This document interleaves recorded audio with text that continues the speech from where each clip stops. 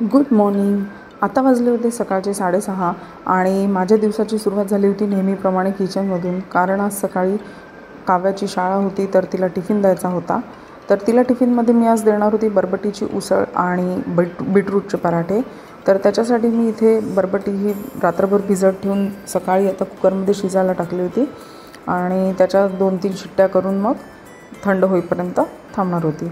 तर इकडे मी बीटरूटचे पराठे करायसाठी मी गरम पाण्यामध्ये मीठ टाकून ते उकळून घेत असते। थोडेसे मोठेच चिरत असते मी, म्हणजे मग ते मिक्सरमध्ये बारीक करताना व्यवस्थित बारीक होतात। तर हे पाणी गरम झाल्यानंतर मीठ टाकायचं त्याच्यात आणि नंतर मग बीटरूट टाकायचं। तर हे खूप सुंदर पराठे बनतात। मग थोडंसं बीट सॉफ्ट झाल्यानंतर ते थंड होऊ द्यायचे। तर इकडे बीट थंड होईपर्यंत आणि कुकरची वाफ दबेपर्यंत मी चहा ठेवला।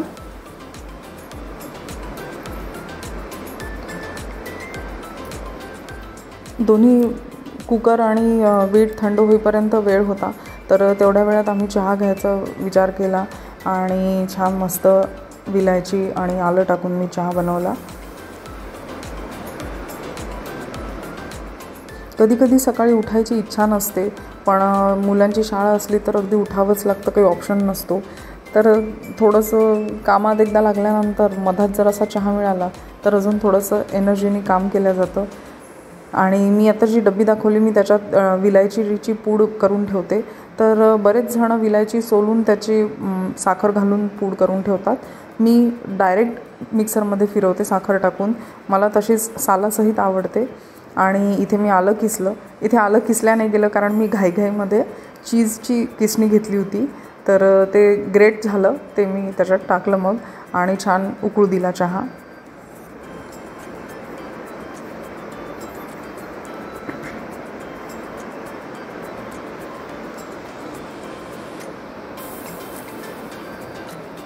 सकाळी सकाळी सुंदरसा कडक चहा।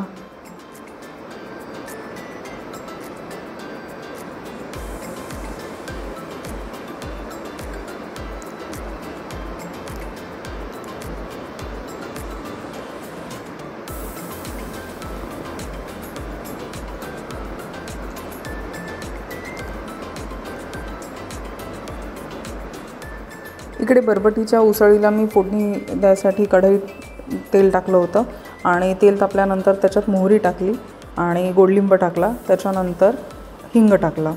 गोडलिंबानंतर हिंग टाकायचा, कारण हिंग जर आधी टाकला तर गोडलिंब हा तडतडतो तर हिंगाची फोडणी उडते, म्हणून मग आधी गोडलिंब टाकायचा आणि नंतर हिंग टाकायचा। त्यानंतर हळद टाकली आणि लाल तिखट टाकलं आणि बरबटी टाकली। तर ही उसळ ही जनरली मी काव्याला आणि माझ्या मिस्टरांना दोघांनाही ही आंबट गोड आवडते, म्हणून मी ही हिंगाच्या फोडणीवर करते। ही तुम्ही कांदा लसूण घालूनही करू शकता, ती पण छान लागते, पण मी जनरली ही उसळ हिंगाची फोडणी देऊन आंबट गोड करत असते। तर इथे त्याच्यासाठी मी फोडणी टाकल्यानंतर मिक्स करून घेतलेलं आहे। नंतर टाकलं थोडं पाणी।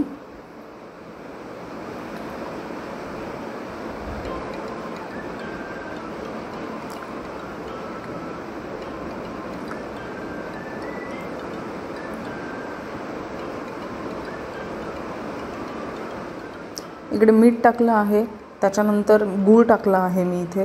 तर तुम्ही इथे साखर पण टाकू शकता, पण साखरेपेक्षा सगळ्यात जास्त गूळ छान लागतो, गुळाचा आंबट गोडपणा। आणि मी इथे आमचूर नाही टाकलं, कारण इकडे सध्या साऊथमध्ये वातावरण थोडंसं कधी पाऊस असतो कधी आभाळ असतं असं वातावरण आहे, तर इकडे थ्रोट इन्फेक्शन आणि लगेच टॉन्सिल्सचा त्रास लगेच होतो, म्हणून मी आमचूर सध्या काही दिवस झाले बंद केलेला आहे। तर मी याच्यात आंबट गोड करायसाठी मी आमचूर पण टाकत असते, आमचूरची पावडर आणि गूळ टाकत असते, तर ह्याची चव खूप छान येते। तर मी इथे आमचूर पूर्णच स्किप केलेला आहे, त्याला सबस्टिट्यूट दुसरं काहीच नाही टाकलं आहे। तर इकडे झाले होती उसळ तयार आणि ही झाले होते बीटचे पराठे। तर तिला एक पराठा आणि उसळ असं हे टिफिनमध्ये दिलं। तुम्हाला हा व्हिडिओ रेसिपी